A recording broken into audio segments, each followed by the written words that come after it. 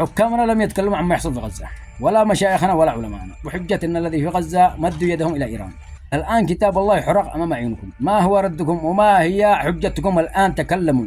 الآن هذه المرشحات تتحداكم وتتحدى كل المسلمين حول العالم. ما هو ردكم؟ مشايخ وعلماء وزعماء، ما هو ردكم؟ طبعا لا يوجد رد. طبعا لا يوجد رد. لا وقعتم رجال ولا خليتم الرجال تعيش. هذه الحقيقة. اليمن يقصف، اليمن يتدخل، اليمن يساند، تطلع قنواتكم، تطلع اعلام ويطلع اعلامكم، يعني يقلل من اهميه الضربات. يعني ما تشتوا تعترفوا ان اليمن يساند وان له تاثير في هذه المعركه. ما الذي تستفيدون؟ لا وقعتم رجال ولا خليتم الرجال تعيش. قلتم مسرحيات وتمثيليات. لم نرى منكم لا مسرحيات ولا تمثيليات، وانما تثبيط من الهمم، وانما تثبيط من همم الناس. مهمتكم هي تثبيط الناس من اجل الحفاظ على مناصبكم وكراسيكم.